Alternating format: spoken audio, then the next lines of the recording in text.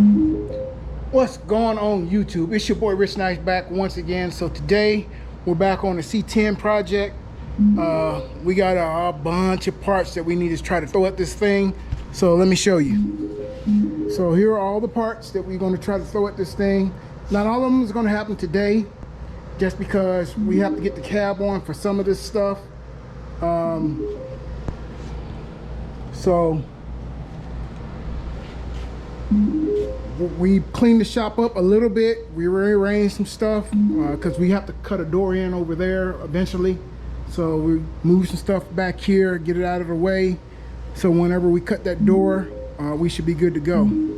So what I'll do is I'll unbox most of this stuff that we're going to use today and show you what we have, and we'll get it installed.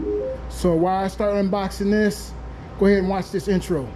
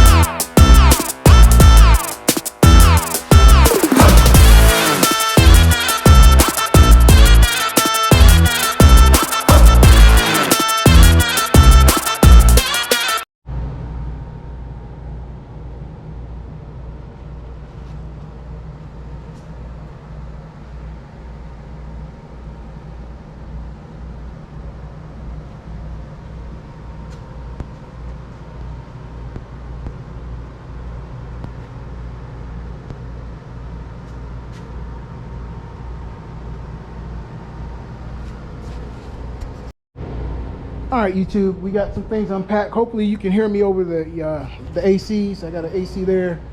Got the 2-ton up there, trying to keep me cool because it's a little warm outside. So here we have a 3-row fan with dual 12-inch fans on it, electric fans.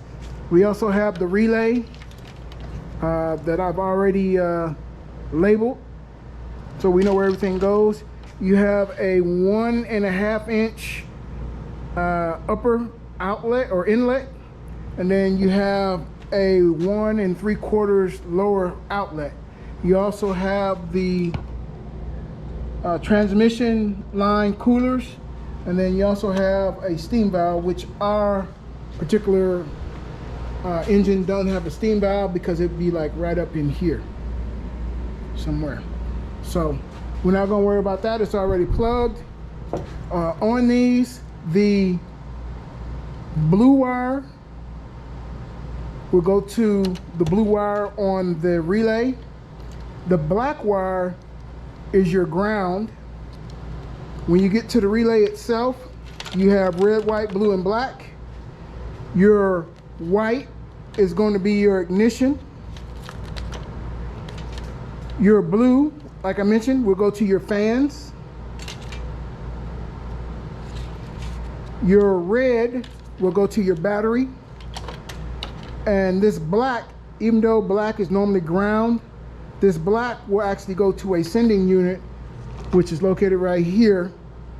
And this sending unit will turn the fans on and off. But looking at our ECU pins over here, they have wires in them already. It's pin 42 on the blue connector and pin 33 on the green connector. Green being fan 1, blue being fan 2.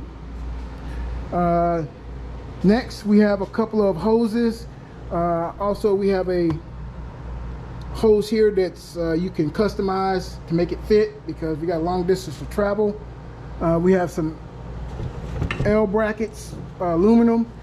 We're going to need to make some mounts for this to hold it in place. We also have the transmission tube dipstick.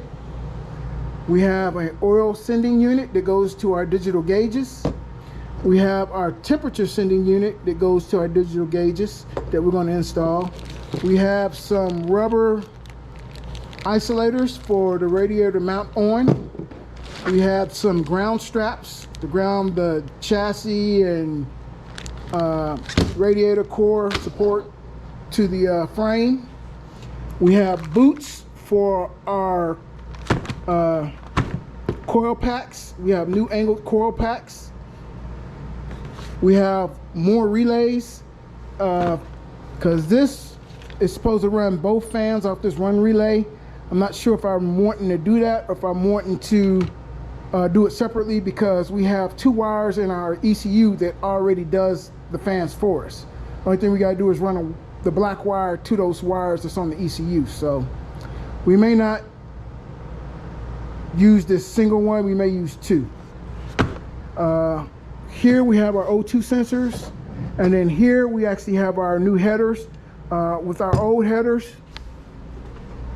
they did not fit in the frame. These things are pretty heavy.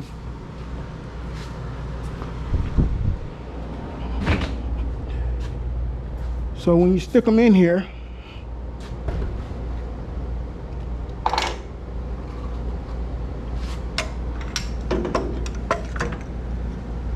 they were hitting the frame right here, so I couldn't get them all the way in. So we got new headers. See if we can make those work and go from there. So what we'll do now is start throwing some parts at this thing and making it look like an engine again. We also have our drive shaft that we sent out and we had cut down to length. We had it balanced. We had a new center support bushing put on it, all new U-joints, so it's good to go. So we shouldn't have any problems there. So I will start putting some of these parts in and we'll go from there.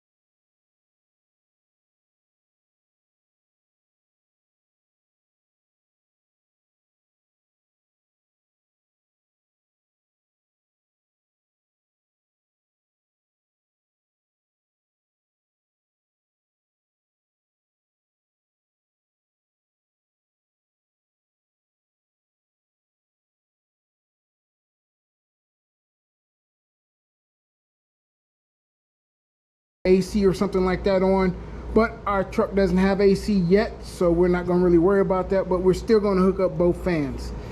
Now, what I can do is hook the black wire up to both pins, pin 33 in the green connector and pin 42 in the blue connector.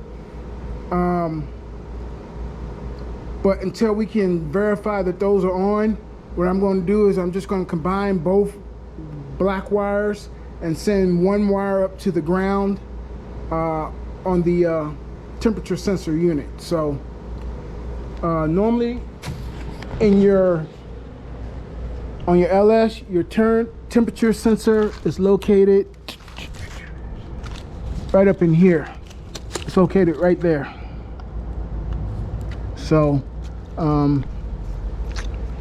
since we're not going to be using that one, what we're going to do is we're going to add a temperature sensor so we don't have to mess with that one, and the PCM or the ECM can control it. We're going to use this one right here. This bolt that's in the cylinder head is a 8mm Allen wrench. So you'll take this out, you'll put your new temperature sensor in here, and then you'll just run your ground wire from here over to your fan, or yeah, your fans. So seems to be quick and painless, real easy hookup. And for our oil sending unit, which is normally located right here, this is your oil sending unit on the back of your motor. So instead of using that, I have a block off plate that actually has a adapter to it, and it goes right, it's hard to see, but right underneath your right above your oil filter. So we'll get that installed. This is our new oil sending unit. It's a 2-wire. One wire goes to our digital gauges. The other wire will go to the ground on the chassis or the block of the engine. So it should be really easy to install, but we'll get done with these first. As you can see, I started these, and what I've done so far is I've connected both red wires together with the fuses, and these are ATC fuses, fuse holders, and we're using 30 amp ATC fuses. I got one ring terminal that will go to the battery, and these will be located next to the battery. That's why they're so short. We'll connect both our white wires together. And I just wanted to label these to make sure I knew where they went. So we'll connect both our white wires together, and they will go to switched power. We have our blue wires here that will go to our blue wires on our fan, which are right here. And then this blue wire, or this black wire, will connect to a ground, normally on the actual radiator core itself. So I will get to work connecting these and getting them hooked up. We're also using, instead of soldering, we're using these butt connectors that actually has solder in them, as you can see. And these are have heat shrink on them. So we'll use these, and then we'll actually put some actual heat shrink itself on top of this to make sure it's double waterproof. So I will get started on that, and we'll be back.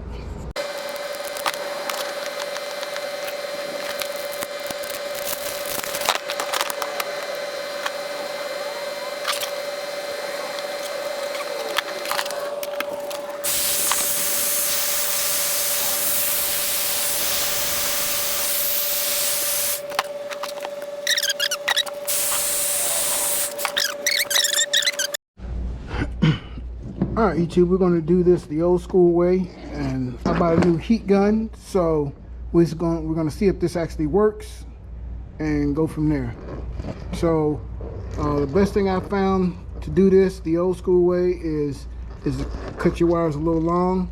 You want to cross them just like this, cross them, Then you're gonna wrap this one this way, and then you wrap this other one the opposite way. And that gives you a nice tight grip on it. And then you just use your soldering gun to melt it. So once this heats up, we'll be back.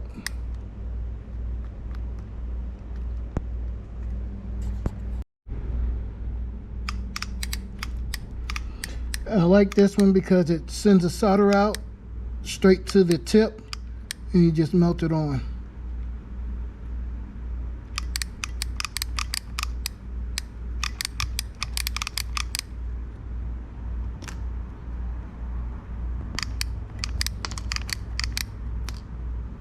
So I'll finish getting this soldered up and we'll be back. All right, YouTube, we got it soldered up. Got a heat shrink on it. So again, black wire will end up going to our temperature sensor. Red wires will be going to our battery. I'm sorry, it's a red wire, but it's actually going to the ignition because it's white. Blue wires will be going to our fan, and then the yellow wire here will be going to our battery. And that is how you wire a dual fan setup for your LS motor. So we can take this and set this aside.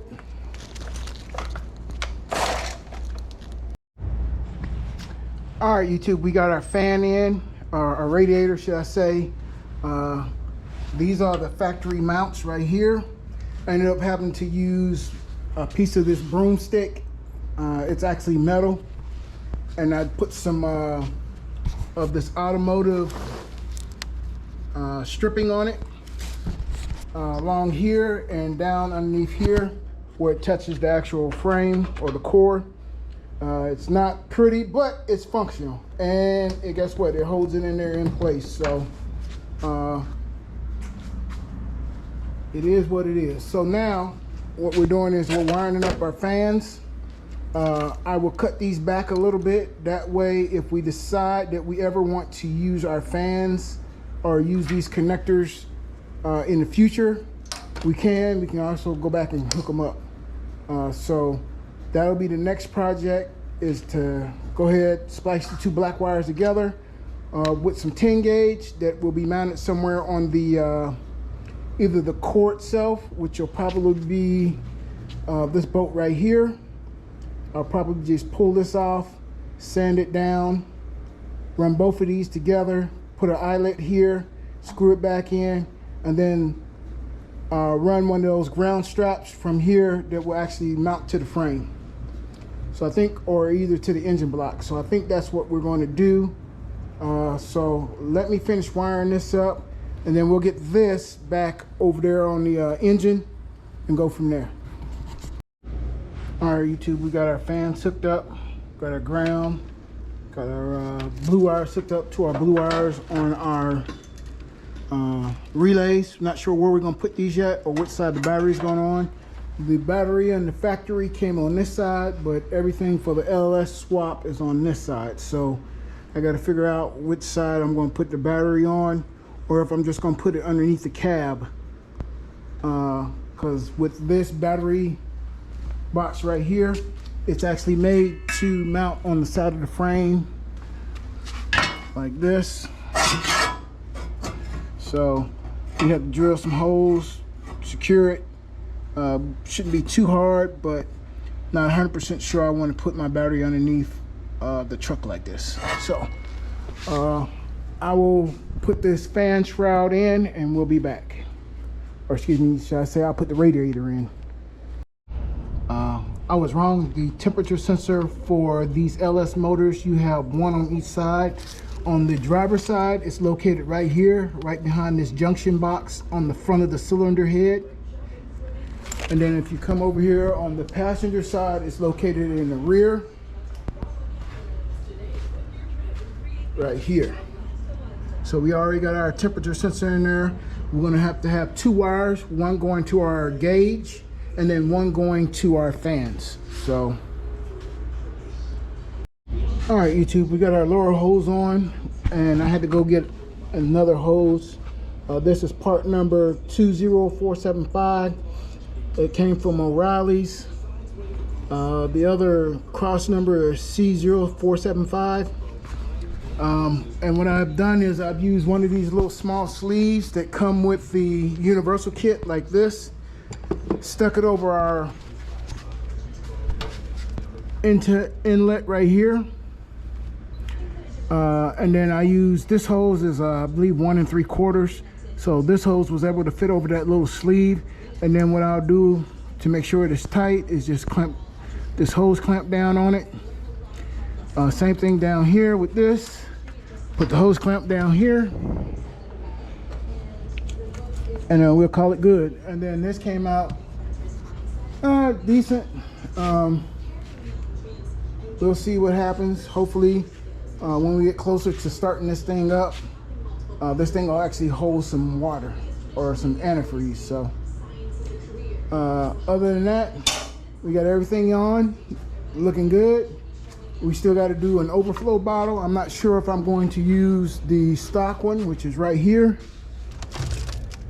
or if I'm going to use an aftermarket little small cylinder one that was on this before, that was connected to the battery tray. So